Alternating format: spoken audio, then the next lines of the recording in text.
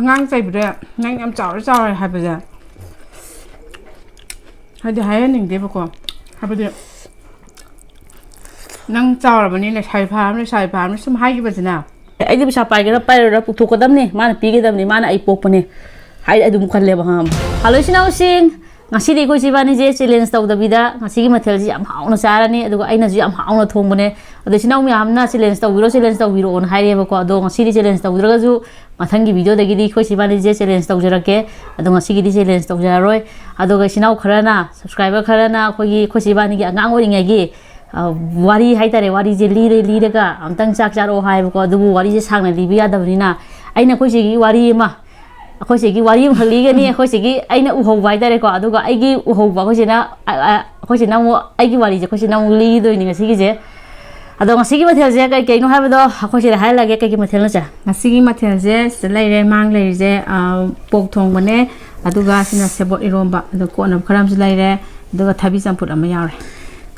pokse kan thong bana pokse mana thong mane ado phajana thong mana ngasi di khu ham torani kaina khut loi tat pra kaino mana ha ba thum yeng ba khang ge hawi be ma ado ai test tau de ma di tau gre ba ado chara ga myam yeng na cha sa khangane do khoi se na ngang ngoi ngai gi di ainu u ho de ba ko aina u ho bu do khoi se ainu phajana ning jang ho bai ta re ainu han khu ma da hangam mi ne ima khoi se ba ni se angai ngai ta ko mai to ro ke na ado pun bi di dum pun le di ta aina thoi dok na ning jang bu do ha bi di angai ngai gi ning jang de ba ado ga aina phajana ning jang bu je aina ning jang bu du khatang aina han li re ge ko ado ga ai gi wari mo khoi se no li han de ba yai ada khoi se na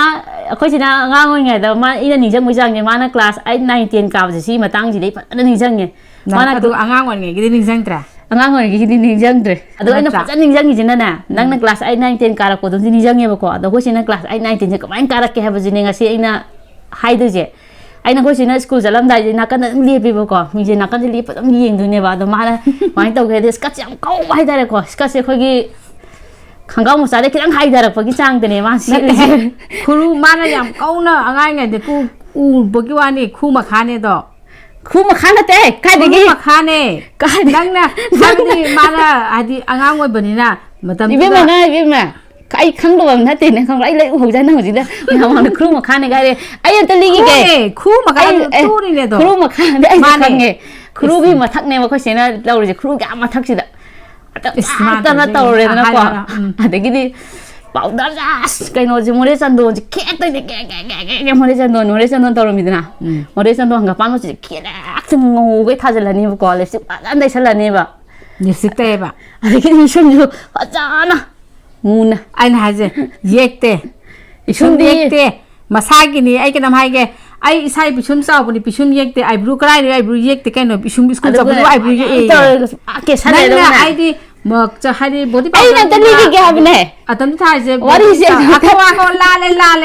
đang như ai nè uho bữa đó ai nè li cái gì này hồi ai nè uho bữa đó li cái gì này uho bữa đó la le hay vậy nó con là le rồi ai nhảy ai tao người nó hẳn ý cái anh ngồi bên này ai đi làm này kia mà màn cái bọn này tao thay chứ sandal body powder manga pi bữa đó adu aku mana more sandon akoi gi labu kumbagi matam do more gi sandon yam thoe ba ko makak oina kauta piket ta han ba adu gi more sandon du ne powder do lai tragana body powder lai tragana more sandon do akoi kauta do khet laga tai bane ba tai da adu phajan taw adu pisum ni line da foi da pisum di yekte ba pisum yekte habadi matam do eyebrow nu bu kam sin na de adagi lipstick kamai tai de school chalaga bo ai na nang chat matam nam ke na chat ui adu mana jam ke na sat pon uri je matam do da akon ne khang pati ki akhuma ji cream mama bu tai bu ji khang te ba ai di gaslian ning dam da na gaslian season de adu ga school ki sapon na more adi number 1 ta number 1 sinare ko number 1 ta ba ji ki hena akoi mung da cream season na ba khalakte lotion season na ba khang te kari ko bim sina da bani na aina matam do da ening ba gi haita matam do da Pond's powder sandal pa manga pi budo tai budo da yam na tai boy ne yam ke na khan gi mana budo ne ai wari je dia ki ge fazana ma je ki re ko lipstick ke school de lipstick mai tai sang to ina ta ki fazana ki re adu pisum budo langas ai na tali ki wari je haro ne nang lam budo seng to ine haro fazana ki re adu de khuma sa ga thang to tham do ne ko chak cha lau i bi ma na sak se ma je ki na ho na ba je de na powder je tha ba je ne sak se suk cha sa da bi de na เป่าได้ที่ได้ทาว่าจะพุ่งค่ายมาเป่าได้ทาแล้วกันเนี่ยสักขีดตัวเนี่ยที่มันนั่งลาเลยกันนี่อะตัวไอ้สาระจักสุสานิงดีสานิงแต่เป็นไอ้สกูลจะเป็นจักสุชาซาเตอ่างวันนี้ที่เขาหน้าจักสุชารักเตบสกูลจัดแล้วนี่สกูลฮัลโหลซาบะน่าจะสักอย่างลามันก็น่ะฮับแต่ให้เบรกทาบกันสกูลคุยเลยกันสกูลprimary school ตั้มเอไปเสียตัวน่ะเบรกทาบกันอิมานบีมาเลยคุยตัวเนี่ยปันเด็กมาเก่าแล้วก็ล่ะนี่อะตัวก็มาจูหลักมีอะไรมาเสียสักษาเสียให้ไปเสียหายเลยตัวเนี่ยไอ้จะปังเนี่ยมาตั้งสักษามีอะไรสิละโอ้ก็จะหายไปนั่นเองอะตัวนั่งซานั่งจักลามเราซาโทไอ้จุดสันนิงเดรหายก็มาเนี่ยพัมมันง่ายตัวเนี่ยบอกว่าไอ้จะจักลามมันไอ้จักซาโทนี่นุ่งตีกี่เดี๋ยวมันไอ้เนี่ยซักทงอ่ะมันก็เดี๋ยวฉันมันก็จัดปะอะดูก็ซักสุชาซาเดบอะดูไอ้ที่ซักสุชาซารักเตจานิงมันจะโพลักเตไอ้ที่ซุ่มซักแต่อ่างเลยปีไงที่ซักซารักเตให้ไปจะดูนะจานิงเดบสินะเชฟบดอีรอนบ่อยเดบไม่ทำบางสิ่งโน้ตอะไรhappy day มาแล้วกันเนี่ยมีน้ำ happy day นะมาแล้วกันเนี่ยอีจังไปบุกจะคุยกินนะไปเดี๋ยวดิปนนะ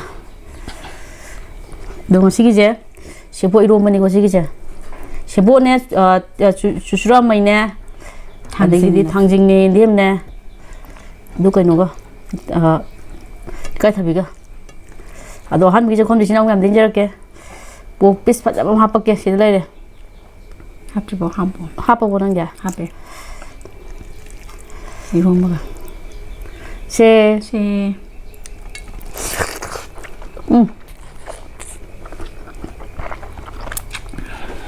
หมอที่เพลย์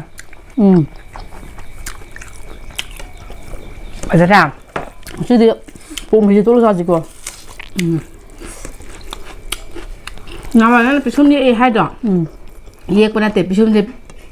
พ่อยไปกี่ปีปะดอกพอจะเนี่ยพ่อยจะแต่นักกว่าหาเดี๋ยวสักงานเนี่ยพ่อยน่าเตะแบบมาทำจะพ่อยน่าเตะด้วยไอ้ที่ไปชุ่มเจ้าไปปะก่อนอาจจะเจ้าบัวขับกินน่าเตะเอาเข้ามาในไอ้เจ้คลาสฮับเบียนกาบกันจะได้ไพ่กับกาบเจ้เอาเข้ามาในยามเจ้านะให้เดี๋ยวคลาสไพ่การอีกเจ้เอาเข้ามาจะชุ่มกันนะตัวเราตำนี่นะไอ้น่ะอาหารอ่อยแบบนี้นะไพ่กาบจะเจ้าเร่เด็กที่ฮับเบียนกาดียามเจ้าเร่นะคันเล่ปะก่อนเอาตัวไหนนะคันแบบนี้นะเอาเข้ามาในคลาสฮับเบียนกาบว่าตำจะได้เข้ามาจะไอ้น่ะเข้ามาในเจ้าเรากวงมาได้ปุ๊บปีกขบปีกหายกันเนี่ยน้ำได้ปุ๊บไอ้นี่มันจะเสียจุยาเดี๋ยวเข้ามาได้เข้ามาเนี่ยหลักตลาอ่อนปุ๊บปีเลยดูกับปลาแล้วได้ปุ๊บชันเลยไอ้เจ้า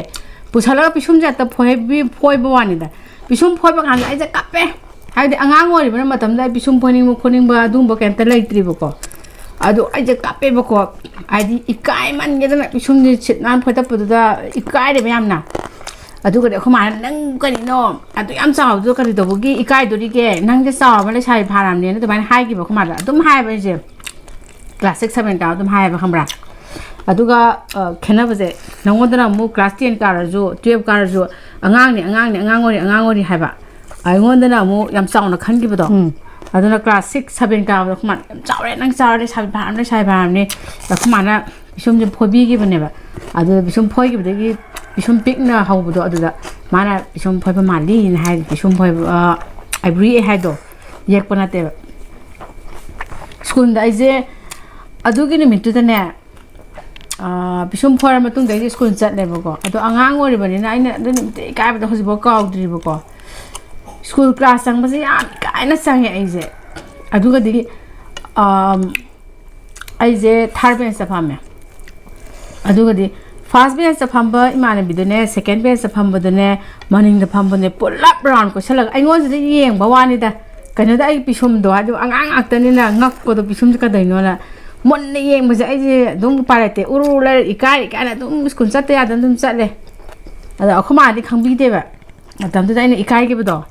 อย่างอีกอันนี้สกุลจัดเลยแบบดูนั่งงอนได้โอ้ยเนี่ยเขานั่งได้ลาวนะกับแต่ในสกุลจัดละร้อยไอ้จะให้ไปส่งงานเดี๋ยวเข้ามาเด้อ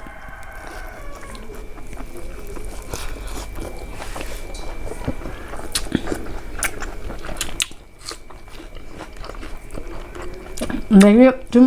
งานใจไปเลยงานยำเจ้าอะไรให้ไปเลยให้เดี๋ยวให้หนึ่งเดี๋ยวก่อนให้ไปเดี๋ยว นั่งเจ้าแบบนี้เนี่ยใช้พามเลยใช้พามเลยสมัยกี่ปีนะไอ้เนี่ยคลาสไอ้การก็มาทำนานกับเดี๋ยวที่คนจะพูดอะไรใช้ไปดับเบิลพาร์ได้กันเนาะช้ำเจ้าจะดีเลยใช้ไปดับเบิลนี่กันเนาะกันขลุ่มนั่งได้ขลุ่มมั้ยเนี่ยเยอะ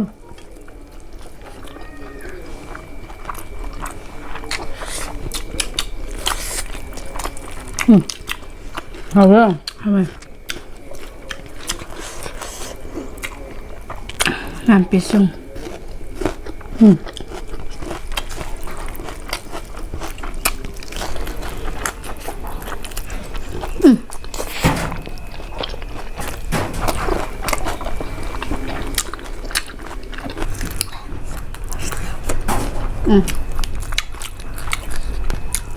เอาเลยเอาเลยไอ้มันตุ้มจริงจังเนี่ย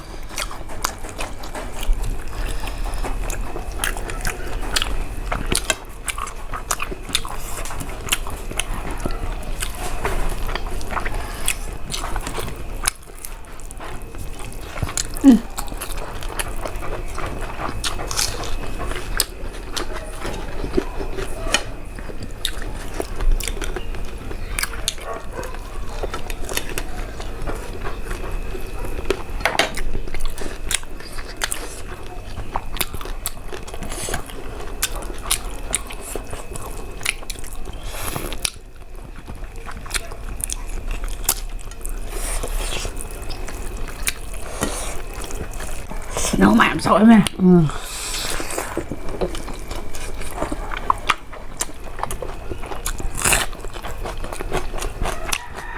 mang cho anh nhỉ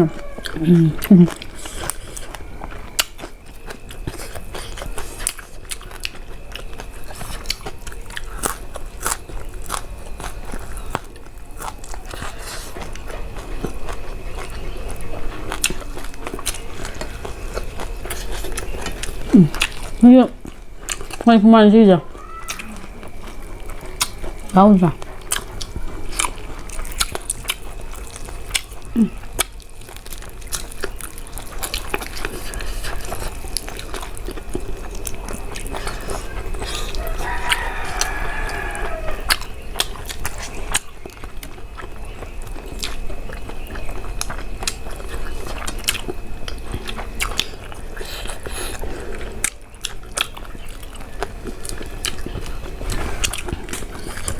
Em nó mai cái này năng cái này một nước bông hả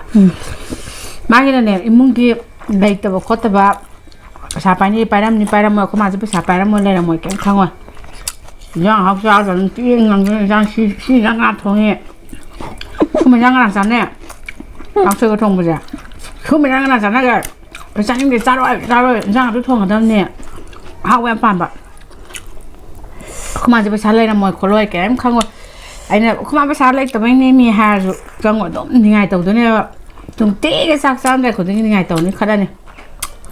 เอาดูก็ช่วงการเรากุมบะมาตั้มเจเดี๋ยวจะเข้ามาสินะเราบุษกุมมากับภาษาเจตุ้มฉันจะรับเสียงว่าเราจะคนเราจะไปกี่สิ่งนั้นบ้านดูก็เรากุมบะจักยังไงสิได้จะไล่ยนไปไล่เอฟก็ยมจะไล่ยมลากูตัวหรือว่าจะนี่ปั้นอย่างใครเราจะมาปั้นละมาทำตัวแบบจะนี่ปั้นอย่างใครจะมาปั้นให้ยำมีเนี่ยบุกอนภาษาทั้งหมดเข้ามาภาษาทั้งหมดข้างบ่ภาษาเจ้เข้ามาหาเสียงวันกันตัวไล่รำดราบันนี่เนี่ยมาไหลท่วมไปเจ้ไหลจุ๊บปลาบกตกปุ๊บเจ้ไหลโยนไหลท่วมเนี่ยนี่คือปลาตกตัวไหนวะนี่บ้างไหลจะอังปั๊มเจ้บ้าอะดูอินสปาร์ดีทกตัวไปเจ้อะดูอินสปาร์ทกตีบุกมาตั้งดูจ้ะดูไหลจะอังปั๊มเจ้เลยนะมีไหลโยไหลแค่ข้างบนเจ้าเต้ไหลโยมันเนี่ยจะไปจับไปถอยแต่ไหลมันนี่ได้นะอันนี้จ้ะ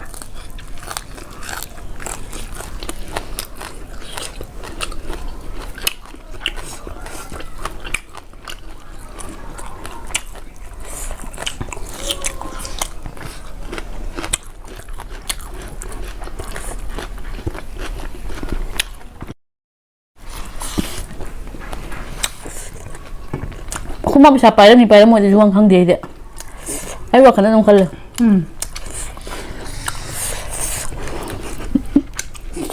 มาพวกคนนี้รู้เลยว่าพวกคนนี้นะ ꯈꯪꯉꯕ ꯃꯥ ꯈꯟꯕꯤꯔꯣ ꯅꯪꯅ ꯈꯜꯂꯣꯏꯗꯤ ꯃꯥ ꯄꯣꯛꯄꯅꯦ ꯂꯩꯒꯗꯕꯅꯤ ꯒꯥꯔꯤꯁꯨ ꯂꯩꯒꯗꯕꯅꯤ ꯅꯣꯏ ꯋꯥꯠꯇꯅ ꯄꯤꯒꯗꯕꯅꯤ ꯂꯣꯏꯅ ꯋꯥꯠꯇꯅ ꯄꯤꯒꯗꯕꯅꯤ ꯑꯗꯨꯝ ꯈꯜꯂꯦꯕ ꯑꯩ ꯋꯥꯈꯜꯗ ꯑꯗ ꯀꯞꯄ ꯍꯥꯏ ꯅꯪ ꯌꯥꯝ ꯄꯣꯛꯄꯤꯔꯒꯅ ꯀꯅꯥ ꯄꯣꯛꯄꯤꯔꯒꯦ ꯍꯥꯏꯕꯗꯣ ꯍꯣꯏ ꯑꯗꯨꯒꯤꯔ ꯑꯗꯨꯒꯤꯅꯤ ꯀꯩꯅꯣ ꯑꯩ ꯋꯥꯈꯜꯗ ꯑꯗꯨꯝ ꯈꯟꯕ ꯍꯥꯏꯇꯥꯔꯦ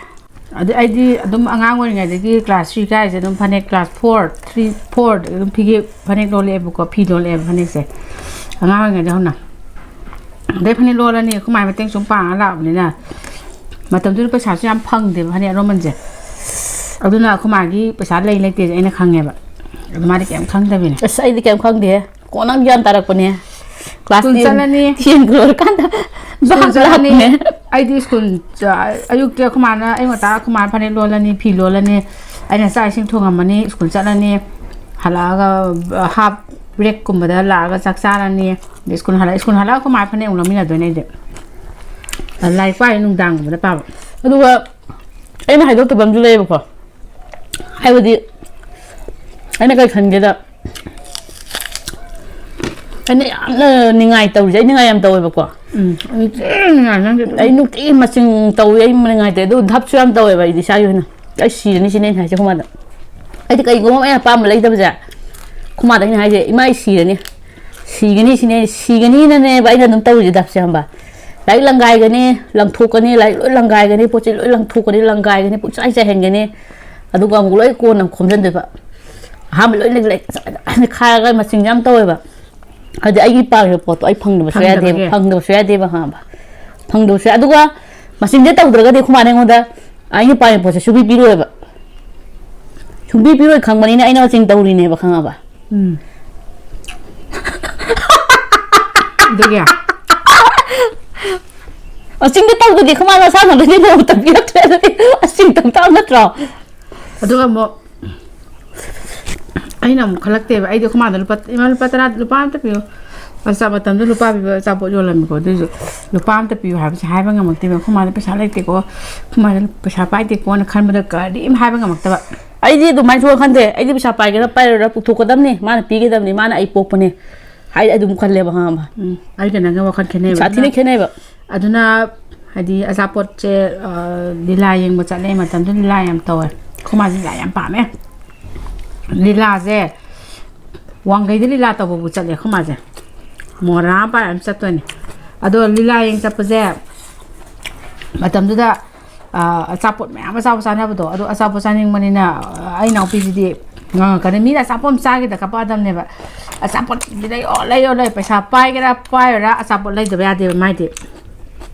ꯑꯗꯨ ꯄꯩꯁా ꯂꯩꯔꯒꯅ ꯑꯗꯨꯝ ꯃꯥꯒꯤ ꯂꯩꯔꯅꯤꯀꯣ ꯑꯗꯣ ꯂꯩꯔꯤꯕ ꯑꯆꯥꯄꯣꯠꯁꯦ ꯍꯥꯏꯗꯤ ꯑꯩꯁꯨ ꯌꯥꯎꯔꯒꯗꯤ ꯑꯃꯨꯛ ꯈꯨꯃꯥꯁꯨ ꯅꯆꯦꯗ ꯆꯤꯆꯦꯗ ꯑꯆꯥꯄꯣꯠ ꯄꯤꯌꯣꯁꯦ ꯍꯥꯏꯗꯦꯕ ꯍꯥꯏꯗꯤ ꯑꯩꯁꯨ ꯑꯃꯨꯛ ꯌꯥꯎꯁꯜꯂꯒꯗꯤ ꯑꯆꯥꯄꯣꯠꯇꯣ ꯊꯨꯅ ꯂꯣꯏꯈ꯭ꯔꯒ ꯑꯃꯨꯛꯁꯨ ꯑꯆꯥꯄꯣꯠ ꯂꯩꯔꯛꯑꯣ ꯍꯥꯏꯔꯛꯀꯅꯤ ꯈꯟꯕꯒꯤ ꯑꯣꯏꯔꯝꯕꯁꯨ ꯌꯥꯏꯕꯀꯣ ꯑꯗꯣ ꯑꯩꯁꯨ ꯃꯥꯒ ꯑꯩꯒ ꯐꯝꯃꯤꯟꯅꯩꯁꯦ ꯑꯩꯅꯁꯨ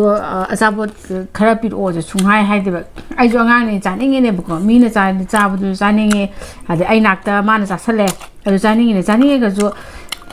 ꯀꯩ ꯍꯥꯏꯅꯤ ꯑꯩꯉꯣꯟꯗ ꯑꯆꯥꯄꯣꯠ ꯄꯤꯔꯛꯑꯣꯁꯦ ꯍꯥꯏꯕꯁꯦ ꯉꯝꯗꯕ ꯑꯩꯉꯣꯟꯗ ꯍꯥꯏꯕ ꯁꯨꯡꯉꯝ ꯉꯝꯗꯕ ꯑꯃ ꯂꯩꯌꯦꯕꯀோ ꯈꯪꯗꯦ ꯑꯩꯉꯣꯟꯗ ꯁꯨꯡꯉꯝ ꯉꯝꯗꯦ ꯍꯥꯏꯕꯁꯨ ꯁꯨꯡꯉꯝ ꯍꯦꯛ ꯉꯝꯗꯦ ꯆꯥꯅꯤꯡꯉꯒꯁꯨ ꯑꯗꯨꯝ ꯇꯨꯃꯤꯟꯅ ꯑꯗꯨꯝ ꯂꯩ ꯁꯨꯡꯍꯥꯏ ꯍꯥꯏꯗꯦ ꯑꯆꯥꯄꯣꯠ ꯂꯩꯌꯣꯁꯨ ꯍꯥꯏꯗꯦ ꯏꯃꯥ ꯁꯤ ꯄꯥꯝꯃꯦꯁꯨ ꯍꯥꯏꯗꯦ ꯐꯨꯔꯤꯠ ꯁꯤꯃ ꯂꯩꯌꯣꯁꯨ ꯍꯥꯏꯗे ꯏꯃꯥ ꯑꯩ ꯏꯟꯖꯥꯡ ꯁꯤꯃ ꯌꯥꯝ ꯆꯥꯅꯤꯡꯕ ꯏꯟꯖꯥꯡ ꯂꯩ ꯁꯤꯃꯇ ꯆꯥꯁꯦ ꯍꯥꯏꯕꯁꯨ ꯁꯨꯡꯍꯥꯏ ꯍꯥꯏꯗꯦ ꯅꯪ ꯆꯥꯅꯤꯡꯗꯕꯩꯅꯦꯕ ꯑꯗꯣ ꯆꯥꯅꯤꯡꯗꯕꯩ ꯅꯠꯇꯦꯕ ꯑꯩꯉꯣꯟꯗ ꯍꯥꯏꯕ ꯉꯝꯗꯦ ꯍꯥꯏꯕ ꯑꯩꯉꯣꯟꯗ ꯉꯝꯗꯕ ꯑꯃ ꯌꯥꯎꯔꯤꯕ ꯍꯥꯏꯕ ꯉꯝꯗꯕ ꯁꯨꯡꯉꯝ ꯉꯝꯗꯕ ꯑꯩꯒꯤꯅ ꯑꯃꯨꯛꯇꯪꯈꯛ ꯏꯃꯥ ꯄꯣꯠ ꯂꯩꯕꯤꯌꯨ ꯂꯩꯇꯦ ꯍꯥꯏꯕꯁꯤꯗ ꯂꯩꯇ꯭ꯔꯦꯗꯅ ꯈꯨꯃꯥꯟ ꯂꯩꯇ꯭ꯔꯦ ꯂꯩꯇꯕꯁꯦ ꯂꯨꯄꯥ 2 ꯄꯤꯕ ꯕꯣꯏ ꯑꯃꯇꯪꯗꯤ ꯂꯩꯌꯦꯕꯀꯣ ꯕꯣꯏ ꯑꯃꯇꯪꯁꯤꯗ 2 ꯂꯥꯏꯟꯅꯦꯕ 2 ꯂꯥꯏꯟꯁꯤꯗ ꯏꯪꯂꯤꯁꯀꯤꯁꯨ ꯏꯅꯤ ꯏꯪꯂꯤꯁ 1ꯒꯤꯁꯨ ꯏꯔꯅꯤ ꯒ꯭ꯔꯃꯥꯔꯁꯨ ꯏꯁꯜꯂꯅꯤ ꯃꯅꯤꯄꯨꯔꯤꯁꯨ ꯏꯅꯤ ꯍꯤꯟꯗꯤꯁꯨ ꯏꯅꯤ ꯑꯗꯒꯤꯗꯤ ꯑꯃꯨꯛꯁꯨ ꯃꯦꯠꯁꯀꯤ ꯕ꯭ꯂꯦꯡꯁꯨ ꯍꯦꯛ ꯂꯩꯇꯗꯅ ꯃꯦꯠꯁꯁꯨ ꯑꯃꯨꯛ 2 ꯂꯥꯏꯟꯁꯤꯗ ꯍꯣꯠꯀꯠꯂꯛꯏꯕꯅꯦꯕ ꯑꯩꯁꯦ ꯑꯗꯩꯗꯤ ꯑꯣꯖꯥꯅ ꯀꯝꯗꯧꯔꯦ ꯑꯗꯣ ꯑꯣꯖꯥꯅ ꯑꯩꯒꯤ ꯕꯣꯏꯁꯦ ꯕꯔ ꯁꯒꯥꯏ ꯊꯣꯡꯅꯥꯎ ꯂꯪꯊꯣꯛꯈ꯭ꯔꯦꯕ ꯑꯁ ꯑꯗꯨ ꯅꯨꯃꯤꯠꯇ ꯑꯩꯅ ꯅꯨꯡꯉꯥꯏꯇꯕꯁꯤꯗꯤ ꯑꯗꯣ ꯇꯔꯛ ꯕꯣꯏ ꯑꯃꯈꯛ ꯂꯩꯖꯕꯗꯨꯗ ꯑꯩꯗꯤ ꯌꯥꯝ ꯋꯥꯅ ꯂꯥꯏꯔꯤꯛ ꯇꯝꯃꯦ ꯑꯩꯅ ꯇꯝꯃꯛꯄꯗ ꯈꯪꯕ꯭ꯔꯥ ꯑꯗꯣ ꯑꯩꯅ ꯑꯃ ꯍꯥꯏꯒꯦꯕꯀꯣ ꯅꯪꯅ ꯇꯨꯡꯒꯤ ꯁꯥꯡꯅ ꯎꯈꯤꯗꯕꯩꯅꯦꯕ ꯑꯗꯣ ꯈꯪꯉꯕ ꯑꯩꯈꯣꯏꯅ ꯑꯉꯥꯡ ꯑꯣꯏꯔꯁꯨ ꯇꯨꯡꯒꯤ ꯁꯥꯡꯅ ꯑꯩꯈꯣꯏꯗꯤ ꯎꯏꯕ ꯈꯪꯉꯕ ꯅꯪꯅ ꯑꯩꯅ ꯇꯨꯡꯒꯤ ꯁꯥꯡꯅ ꯎꯏꯕ ꯅꯪꯅ ꯇꯨꯡꯒꯤ ꯁꯥꯡꯅ ꯎꯗꯕ ꯀꯧꯋꯦꯕ ꯇꯨꯡꯒꯤ ꯁꯥꯡꯅ ꯎꯗ꯭ꯔꯤ ꯑꯩꯁꯨ ꯇꯨꯡꯒꯤ ꯈꯜꯂꯤꯅꯦ ꯇꯨꯡꯒꯤ ꯈꯟ ꯅꯪꯅ ꯇꯨꯡꯒꯤ ꯈꯟ ꯋꯥꯅꯤ ꯈꯨꯃꯥꯁꯦ ꯅꯪ ꯑꯩ ꯍꯣꯏ ꯅꯪ ꯁꯨꯝꯕ ꯋꯥꯅꯤ ꯂꯩꯇꯕꯅꯤꯅ ꯁꯨꯝ ꯈꯟꯈꯤꯕꯗ ꯅꯪ ꯈꯨꯃꯥ ꯋꯥꯅꯤ ꯇꯨꯡꯒꯤ ꯋꯥꯅꯤ ꯑꯩꯁꯨ ꯈꯜꯂꯤꯅꯦꯕ ꯈꯨꯃꯥ ꯋꯥꯅꯤꯅ ꯑꯗꯣ ꯈꯨꯃꯥ ꯋꯥꯅꯤꯅ ꯀꯔꯤꯒꯨꯝꯕ ꯈꯨꯃꯥꯅ ꯋꯥꯔꯤꯗꯣ ꯑꯈꯨꯃꯥꯅ ꯋꯥꯔꯤꯁꯦ ꯑꯈꯨꯃꯥꯅ ꯂꯩꯁꯥꯔꯤꯉꯩꯗ ꯍꯣꯠꯅꯖꯗꯕꯒꯤ ꯋꯥꯕꯅꯦ ꯍꯥꯏꯕ ꯃꯌꯨꯝ ꯄꯥꯟꯗ꯭ꯔꯤꯉꯩꯗ ꯂꯩꯁꯥꯔꯤꯉꯩꯗ ꯃꯥꯅ ꯍꯣꯠꯅꯔꯛꯇꯕꯒꯤ ꯃꯥꯒꯤ ꯋꯥꯕꯅꯦꯕ ꯍꯣꯏ ꯆꯨꯝꯃꯤꯀꯣ ꯈꯨꯃꯥꯒꯤ ꯑꯋꯥꯕꯗꯣ ꯑꯩꯅ ꯑꯗꯨꯒꯤ ꯊꯤꯀꯥꯗꯣ ꯑꯩꯅ ꯂꯧꯒꯗ꯭ꯔꯕ ꯑꯩꯅ ꯍꯥꯏꯁꯦ ꯑꯈꯨꯃꯥꯅ ꯑꯩ ꯄꯣꯛꯑꯦ ꯑꯗꯨꯕꯨ ꯈꯨꯃꯥꯒꯤ ꯂꯥꯏꯐꯅ ꯑꯃꯅꯦ ꯑꯩꯒꯤ ꯂꯥꯏꯐꯅ ꯑꯃꯅꯦꯕ ꯒ꯭ꯌꯥꯟ ꯇꯥꯔꯦꯀꯣ ꯑꯈꯨꯃꯥꯏ ꯊꯤꯀꯥ ꯑꯈꯨꯃꯥꯅ ꯃꯥꯅ ꯍꯋꯥꯏ ꯂꯩꯁꯥꯔꯤꯉꯩꯗ ꯍꯣꯠꯅꯔꯛꯈꯤꯗꯕ ꯃꯥꯏ ꯅꯨꯄꯥ ꯐꯠꯇꯕꯒꯤ ꯑꯋꯥꯕ ꯈꯨꯕꯥ ꯐꯠꯂꯝꯗꯕꯒꯤ ꯑꯋꯥꯕꯗꯣ ꯑꯩꯅ ꯀꯣꯛꯊꯛꯇꯤ ꯊꯥꯡꯀꯠꯀꯗ꯭ꯔꯥ ꯁꯤꯅꯤ ꯑꯩ ꯍꯥꯏꯅꯤꯡꯉꯤꯁꯦ ꯁꯨꯗꯥꯡ ꯊꯥꯡꯀꯠꯂꯣꯏꯕ ꯑꯩꯗꯤ ꯈꯪꯕ ꯑꯗꯨꯅ ꯑꯈꯨꯃꯥꯒꯤ ꯂꯥꯏꯐꯅ ꯑꯃꯅꯤ ꯃꯥꯅ ꯍꯣꯠꯅꯖꯔꯛꯇꯕꯒꯤ ꯑꯈꯨꯃꯥꯅ ꯋꯥꯖꯕꯅꯤ ꯑꯗꯨꯅ ꯑꯩꯒꯤ ꯂꯥꯏꯐꯅ ꯑꯃꯅꯤ ꯑꯗꯨꯅ ꯑꯩꯒꯤ ꯗꯤꯃꯥꯟꯗꯤ ꯄꯤꯗꯕ ꯁꯨꯛꯌꯥ ꯌꯥꯔꯣꯏꯕ ꯑꯩ ꯁꯣꯏꯗꯅ ꯂꯧꯒꯅꯦꯕ ꯀꯩꯅꯣꯗꯤ ꯃꯥꯅ ꯄꯣꯛꯄꯤꯕꯅꯤꯅ ꯇꯧꯕꯤꯐꯝ ꯊꯣꯛꯄ ꯃꯥ ꯆꯥꯝꯃꯒꯤ ꯇꯧꯐꯝ ꯊꯣꯛꯄ ꯃꯥ ꯇꯧꯐꯝ ꯊꯣꯛꯄꯗꯨꯗꯤ ꯇꯧ ꯍꯥꯏꯕꯅꯤꯗ ꯈꯪꯕ ꯑꯩꯅ ꯈꯨꯃꯥꯗꯨꯅ ꯉꯝꯗ꯭ꯔꯗꯤ ꯉꯝꯗꯕ ꯁꯨꯛꯌꯥ ꯌꯥꯔꯣꯏꯕ ꯈꯪꯕ ꯉꯝꯗꯕ ꯁꯨꯛꯌꯥ ꯌꯥꯔꯣꯏ ꯑꯩꯁꯦ ꯉꯝꯒꯅ ꯑꯗꯨꯅ ꯑꯩꯅ ꯃꯔꯩ ꯇꯧꯋꯦ ꯑꯗꯨꯅ ꯃꯁꯤꯡ ꯇꯧꯋꯦ ꯀꯩꯅꯣꯗꯤ ꯑꯈꯨꯃꯥꯒꯤ ꯑꯋꯥꯕꯗꯨꯗ ꯑꯩꯅ ꯋꯥꯏꯅ ꯑꯩꯁꯨ ꯈꯨꯃꯥꯏ ꯋꯥꯕꯗ ꯑꯩꯁꯨ ꯈꯨꯃꯥꯏ ꯃꯇꯦꯡ ꯄꯥꯡꯒꯦ ꯑꯩ ꯀꯩꯗꯧꯗꯣꯏꯅꯣ ꯈꯨꯃꯥꯏ ꯋꯥꯕꯗꯨꯗ ꯑꯩꯁꯨ ꯈꯨꯃꯥꯏ ꯃꯇꯦꯡ ꯄꯥꯡꯁꯤꯜꯂꯒ ꯑꯩ ꯄꯨꯟꯁꯤꯁꯦ ꯂꯦꯜꯂꯒꯦ ꯑꯩꯁꯦ ꯈꯨꯃꯥꯏ ꯃꯇꯦꯡ ꯄꯥꯡꯁꯤꯜꯂꯒꯦꯅ ꯄꯥꯡꯁꯤꯟꯈꯤꯕ ꯃꯇꯝꯗ ꯆꯍꯤ 10ꯒꯤ ꯃꯇꯨꯡꯗ ꯃꯇꯝꯈꯔ ꯆꯍꯤ ꯑꯃꯅꯤꯗꯤ ꯅꯨꯡꯉꯥꯏꯔꯝꯕ ꯌꯥꯏ ꯑꯗꯨꯕꯨ ꯃꯇꯦꯡ ꯄꯥꯡꯗꯣꯏꯗꯣ ꯀꯩꯅꯣꯕ ꯈꯨꯃꯥꯏ ꯄꯥꯡꯗꯣꯏꯗꯣ ꯐꯅꯦꯛ ꯂꯣꯟꯕ ꯌꯥꯏ ꯃꯤꯁꯤ ꯂꯣꯟꯕ ꯌꯥꯏ ꯅꯨꯄꯤꯅ ꯇꯧꯗꯣꯏꯗꯨ ꯅꯠꯇ꯭ꯔꯣ ꯑꯩꯅ ꯍꯥꯏꯁꯦ ꯃꯤꯁꯤ ꯅꯨꯄꯤꯅ ꯐꯅꯦꯛ ꯏꯃꯥꯒꯤ ꯑꯋꯥꯕ ꯎꯔꯒ ꯃꯇꯦꯡ ꯄꯥꯡꯗꯣꯏꯁꯦ ꯏꯃꯨꯡꯒꯤ ꯑꯋꯥꯕ ꯎꯔꯒ ꯃꯇꯦꯡ ꯄꯥꯡꯗꯣꯏꯁꯦ ꯏꯁꯥꯒꯤ ꯂꯣꯏ ꯀꯠꯊꯣꯛꯑꯒ ꯑꯩ ꯂꯥꯏꯔꯤꯛ ꯇꯝꯕ ꯇꯣꯛꯑꯒꯦ ꯀꯠꯊꯣꯛꯈꯤꯗꯣꯏꯅꯦ ꯑꯩ ꯃꯤꯁꯤ ꯂꯣꯜꯂꯒꯦ ꯇꯧꯈꯤꯗꯣꯏꯅꯦ ꯆꯍꯤ 10 ꯃꯇꯨꯡꯗ ꯃꯤꯁꯤ ꯂꯣꯟꯕꯗꯨꯗ ꯅꯪ ꯄꯩꯁా ꯄꯥꯏꯕ ꯃꯤ ꯑꯃ ꯑꯣꯏꯕ ꯌꯥꯒꯗ꯭ꯔꯕ ꯌꯥꯔꯣꯏꯀꯣ ꯑꯗꯨꯏꯇꯥꯔꯗꯤ ꯆꯍꯤ 4-5ꯁꯦ ꯋꯥꯅ ꯏꯃꯥꯁꯤꯗ ꯇꯛꯈꯥꯏꯔꯒ ꯏꯃꯥ ꯄꯤꯗꯕ ꯌꯥꯔꯣꯏꯅ ꯄꯤꯔꯒ ꯑꯩꯅ ꯀꯩꯒꯨꯝꯕ ꯃꯤ ꯑꯃ ꯑꯣꯏꯔꯀꯥꯟꯗ ꯉꯁꯥꯏꯒꯤ ꯋꯥꯍꯟꯈꯤꯕ ꯏꯃꯥꯗꯣ ꯅꯨꯡꯉꯥꯏꯍꯟꯕꯅ ꯐꯩꯗ ꯑꯩꯗꯤ ꯑꯉꯥꯡꯉꯩꯗꯤ ꯈꯜꯂꯦꯕ ꯈꯪꯕ ꯑꯁꯤ ꯅꯪꯅ ꯎꯔꯛꯄ꯭ꯔꯕ ꯅꯪ ꯑꯩꯒ ꯈꯦꯠꯅꯩ ꯅꯪ ꯑꯩꯒ ꯆꯍꯤꯁꯤ ꯒꯦꯞ ꯂꯩꯔꯦ ꯆꯍꯤꯁꯨ ꯒꯦꯞ ꯂꯩꯔꯗꯤ ꯇꯥꯔꯁꯨ ꯁꯨꯃꯥꯏꯅ ꯅꯪꯒꯤ ꯁꯨꯃꯥꯏꯅ ꯑꯩꯅ ꯈꯜꯂꯛꯄ ꯋꯥꯈꯜꯁꯦ ꯒꯦꯞ ꯂꯩꯅꯩꯕ ꯀꯣ ꯑꯗꯣ ꯃꯇꯝꯒꯤ ꯃꯇꯨꯡ ꯏꯟꯅ ꯑꯩꯈꯣꯏ ꯊꯕꯛ ꯄꯩꯁꯥ ꯊꯣꯛꯑꯝꯗꯕꯁꯦ ꯍꯥꯏꯗꯤ ꯑꯩꯒꯤ ꯃꯇꯝꯗꯨꯗ ꯍꯥꯏꯗꯤ ꯆꯍꯤ ꯍꯧꯖꯤꯛ ꯑꯩꯈꯣꯏ ꯃꯥꯁꯦ ꯑꯩꯁꯦ ꯍꯧꯖꯤꯛ ꯄꯩꯁꯥ ꯊꯣꯛꯑꯝꯗꯕꯁꯦ ꯑꯩ ꯆꯍꯤ 4 ꯃꯇꯨꯡꯗ 5 ꯃꯇꯨꯡꯗ ꯄꯩꯁꯥꯁꯦ ꯍꯦꯟꯅ ꯊꯣꯛꯂꯛꯄ ꯌꯥꯏꯑꯕ ꯅꯪꯒꯤ ꯃꯇꯝꯗꯗꯤ ꯑꯃꯨꯛ ꯊꯕꯛ ꯁꯤꯟꯐꯝꯁꯦ ꯈꯦꯠꯅꯔꯦꯕ ꯈꯨꯃꯥꯏ ꯃꯇꯝꯗ ꯂꯨꯄꯥ 50 ꯂꯨꯄꯥ 150 ꯊꯥ ꯑꯃꯗ ꯂꯨꯄा 150 ꯊꯣꯛꯄ ꯏꯃꯨꯡ ꯑꯃꯅ ꯀꯃꯥꯏꯅ ꯍꯤꯡꯗꯣꯔꯤꯒꯦ ꯑꯩꯅ ꯐꯅꯌꯥꯝ ꯇꯥꯛꯑꯁꯨ ꯑꯩꯅ ꯅꯪꯒꯤꯗꯣꯅ ꯂꯪꯉꯁꯨ ꯎꯄꯥꯏ ꯂꯩꯔꯣꯏ ꯑꯗꯨꯒ ꯃꯇꯝꯗꯨꯗꯗꯤ ꯑꯈꯨꯃꯥ ꯆꯦꯛꯁꯨ ꯆꯠꯂꯦꯕ ꯌꯨꯝꯗ ꯃꯌꯥꯝ ꯌꯨꯝꯗ ꯐꯅꯦꯛ ꯂꯣꯜꯂꯒ ꯂꯩꯕ ꯃꯤꯒ ꯑꯗꯒꯤ ꯊꯕꯛ ꯃꯄꯥꯟ ꯊꯣꯛꯑꯒ ꯊꯕꯛ ꯁꯨꯕ ꯆꯦꯛ ꯁꯨꯕ ꯑꯣꯏꯔꯁꯨ ꯊꯕꯛ ꯁꯨꯕꯒ ꯈꯦꯠꯅꯩꯌꯦꯕꯀꯣ ꯄꯩꯁꯥ ꯊꯣꯛꯄꯁꯦ ꯊꯥ ꯑꯃꯗ ꯂꯨꯄꯥ 150ꯇꯪ ꯊꯣꯛꯇꯣꯏꯅꯦꯕ ꯂꯨꯄꯥ 150ꯇꯪ ꯆꯦꯡꯁꯨ ꯋꯥꯠꯂꯛꯀꯅꯤꯏꯃꯨꯡ ꯃꯅꯨꯡ ꯂꯣꯏ ꯇꯧꯔꯛꯀꯅꯤ ꯑꯗꯨꯅ ꯉꯝꯗꯕ ꯑꯗꯨꯅ ꯃꯥꯒꯤ ꯃꯇꯝꯗꯨꯅ ꯑꯃꯨꯛ ꯆꯦꯛ ꯁꯨꯕ ꯆꯠꯂꯦꯕ ꯑꯩꯈꯣꯏ ꯃꯥꯁꯦ ꯍꯖꯤꯔꯥ ꯁꯨꯕ ꯆꯠꯂꯦꯕ ꯍꯖꯤꯔꯥ ꯁꯨꯕ ꯆꯠꯂꯕꯅꯤꯅ ꯍꯞꯇꯥꯒꯤ ꯊꯥꯒꯤ ꯄꯩꯁꯥꯗꯣ ꯂꯥꯛꯑꯅꯤ ꯑꯗꯨꯅ ꯈꯔ ꯉꯝꯕꯒꯤ ꯋꯥꯅꯦ ꯅꯪꯅ ꯇꯛꯑꯁꯨ ꯈꯪꯉꯕ꯭ꯔꯥ ꯑꯗꯨ ꯑꯃ ꯇꯧꯗꯩꯗꯤ ꯍꯥꯟꯅ ꯃꯄꯨ ꯂꯥꯡꯕꯅ ꯎꯟꯈ꯭ꯔꯅꯤ ꯉꯝꯃꯔꯣꯏꯗꯤ ꯑꯩꯅ ꯈꯜꯂꯦ ꯀꯩꯅꯣꯗꯤ ꯑꯩꯈꯣꯏ ꯃꯤꯑꯣꯏꯕꯅ ꯄꯣꯏꯁꯦ ꯄꯔꯄꯁ ꯑꯃꯈꯤꯇꯪꯗ ꯄꯣꯏꯅꯦꯀꯣ ꯄꯔꯄꯁꯁꯦ ꯂꯩꯇ꯭ꯔꯒꯗꯤ ꯆꯥꯛ ꯈꯔ ꯆꯥꯅꯕ ꯀꯩꯅꯣ ꯈꯔ ꯇꯧꯅꯕ ꯑꯣꯏꯇꯥꯔꯗꯤ ꯁꯤꯒꯤꯕꯅ ꯐꯩꯅ ꯈꯜꯂꯦꯕ ꯑꯩ ꯋꯥꯈꯜꯗ ꯍꯥꯝꯕ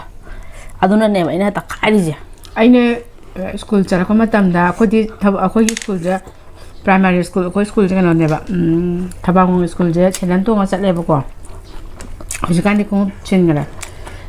ꯑꯗꯣ ꯑꯩꯅ ꯁꯦꯟꯗꯟ ꯇꯣꯡꯉ ꯆꯠꯂꯛꯄ ꯁꯦꯟꯗꯟꯁꯦ ꯑꯩ ꯏꯁꯥꯒꯤ ꯁꯦꯟꯗꯟ ꯂꯩꯔꯛꯇꯦꯕ ꯑꯩꯈꯣꯏ ꯃꯥꯅ ꯑꯗꯩ ꯑꯉꯥꯡꯒꯤ ꯁꯦꯟꯗꯟꯁꯦ ꯂꯩꯕ ꯉꯝꯃꯛꯇꯕꯅꯤꯅ ꯑꯩꯈꯣꯏ ꯃꯥꯒꯤ ꯁꯦꯟꯗꯟ ꯑꯇꯠꯄꯁꯦ ꯑꯩꯒ ꯑꯩꯈꯣꯏ ꯃꯥꯒꯗꯤ ꯈꯣꯡ ꯆꯥꯅꯕ ꯅꯠꯇꯦꯀꯣ ꯑꯗꯣ ꯑꯆꯧꯕꯁꯦ ꯑꯩꯈꯣꯏ ꯃꯥꯒꯤ ꯁꯦꯟꯗꯟ ꯑꯇꯠꯄꯁꯦ ꯈꯣꯡꯕꯤꯗ ꯇꯠꯄꯁꯦ ꯈꯣꯡꯕꯤꯁꯤꯗ ꯑꯩꯈꯣꯏꯒꯤ ꯄꯣꯂꯤꯊꯤꯟ ꯆꯦꯔꯪꯁꯤꯅ ꯇꯧꯔꯒ ꯃꯈꯥꯗ ꯆꯩ ꯑꯃꯅ ꯐꯩꯔꯦꯕꯀோ ꯃꯈꯥꯗ ꯆꯩ ꯑꯃ ꯐꯩꯔꯒ ꯄꯣꯂꯤꯊꯤꯟ ꯆꯦꯔꯪꯁꯦ ꯀꯩꯅꯣ ꯇꯧꯔꯒ ꯀꯤꯔꯒ ꯑꯗꯨꯃꯥꯏꯅ ꯁꯦꯟꯗꯟꯗꯣ ꯑꯩꯅ ꯄꯣꯂꯤꯊꯤꯟ ꯆꯦꯔꯪ ꯑꯗꯨꯒꯤ ꯁꯦꯟꯗꯟꯗꯣ ꯇꯣꯡꯉꯒ ꯁ꯭ꯀꯨꯜ ꯆꯠꯂꯛꯏꯅꯦꯕ ꯑꯩꯁꯦ ꯑꯗꯨꯒꯤ ꯃꯇꯝꯗꯨꯗ ꯑꯩꯅ ꯉꯪꯕ ꯈꯣꯠꯄ ꯑꯗꯨꯗ ꯉꯪꯕ ꯋꯥꯈꯜ ꯊꯣꯛꯀꯗ꯭ꯔꯥ ꯊꯣꯛꯇꯦꯕ ꯕꯦꯅꯥ ꯑꯩꯅ ꯍꯥꯏꯁꯦ ꯑꯗꯨꯒ ꯑꯩꯅ ꯍꯥꯏꯗꯧꯁꯦ ꯃꯆꯥꯁꯤꯡꯗ ꯑꯩꯅ ꯍꯥꯏꯒꯗꯣꯏꯁꯦ ꯑꯩ ꯁꯥꯏꯠꯇꯒꯤ ꯆꯥꯁꯦ ꯏꯃꯥ ꯏꯄꯥ ꯋꯥꯔꯦꯅ ꯀꯩꯗꯧꯅꯨꯡꯗ ꯏꯃꯥ ꯏꯄꯥ ꯋꯥꯕ ꯊꯣꯛꯎꯒꯅꯣꯕ ꯑꯗꯨꯝ ꯂꯩꯔꯦ ꯑꯗꯨ ꯍꯣꯠꯅꯒꯗꯕꯅꯤ ꯑꯩ ꯏꯃꯥ ꯏꯄꯥ ꯋꯥꯔꯦ ꯍꯥꯏꯔꯒ ꯍꯥꯏꯗꯤ ꯋꯥꯈꯜ ꯍꯟꯊꯕ ꯅꯠꯇꯕ ꯍꯦꯟꯅ ꯍꯣꯠꯅꯒꯗꯕꯅꯦꯕ ꯍꯥꯏꯗꯤ ꯃꯍꯩ ꯃꯁꯤꯡꯗ ꯑꯣꯏꯔꯣ ꯑꯩꯅ ꯍꯥꯏꯁꯤꯅ khoi mai pa ware ai tu ge lai tam da tu ga ai mateng pang ge ai khalla ba khan do punsigi paisa pai roi dam na do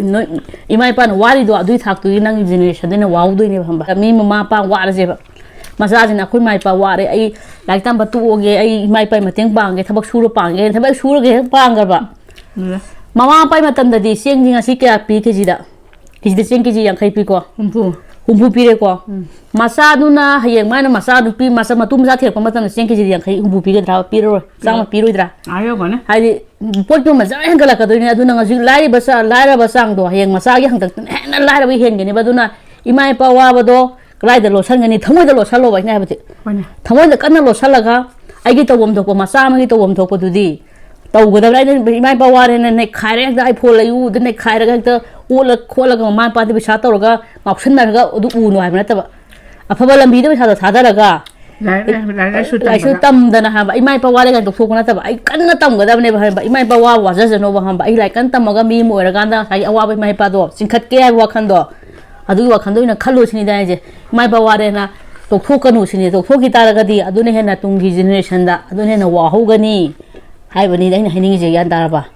ăn ta vậy anh xem tôi coi giờ dùng bữa làm vậy hay giờ chúng mẹ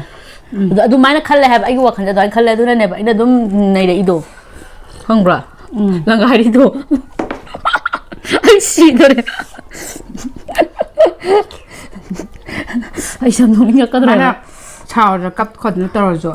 hai đứa tôi pa anh em bây giờ cái nó to bột nát vậy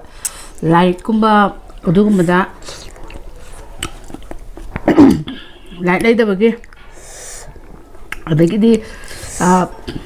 lại to khăng đập khó tập vào rồi lại tăng là lại tầm này nè thì sẵn tâm mình vậy à tôi cũng ngắt này thì hình cái tôm mi vậy thì không mà lại em lại hình vậy ta thì không biết hình mà ta cấp cái để hình chụp bấm cấp cái để lại có hình ngoài là phăng thì không phăng mà ở đây lại bạn aduna khoi di khange ba khumai ma gonje le gan da na hinga mum kap ka lai se lehen ba aduna mai pa ga wa ba je khoi na uroi da bani uro ju thamo da lo sal ga tham ga da bani adu bu tam do maram do maram char na tan ga da maram char na tan ji ba no ta ai phol lai ba ai phol lai da ni ma gari lai da ba ro ai gari lai da di si ni ga in to bo du di adu gi koi sa go da du di nyam la le hadak thoi do na gi ta du di nya le adu di si ja yem pare di si ja go aduna da ba imai si to ba ro ai si gi bisa bi da ba ro ai si tam da ba ro hai ba adu kan da chat la ga di ko phai ba duna tra ga di la le ba ai di adu gi sai line di chatte ba ai adu tam da ya roi na ne khai ba ne ba ingina mo no salo ai di humang nam jong adu sinau nyam nai no jigli gi wari da achung ba loksan ba ya ba yaw tara ga di loksan bi ai na hai do jik chumi na tra ga la le ha ba do comment da hai bi ro mo ai gi jigi ai na khali bu khan do chumi na tra ga la le hai tara ga di comment da hai bi ro mo adu mai na khan ba mi jaw ra ai angang on nge de do ai nom khal le adu na sa gi na ma dei tawi ma sing tawi sa gi na ai sa gi na ai sina ba khangde posai thugai ba jam na kali sa gi na smai sum tau jare hoji budi tau jadre ai na loi sa bu thok tro ni na hau ju thugai ka di ma dam lai ne ai dum lai ji budi tau dre na wai torom wan ai dai dringai da ko ba lai ngai da hoi adama sigi ni tan sa loi sala ge channel de ngai ba di like subscribe to sin biro mo ma thang mi do mo thang na ji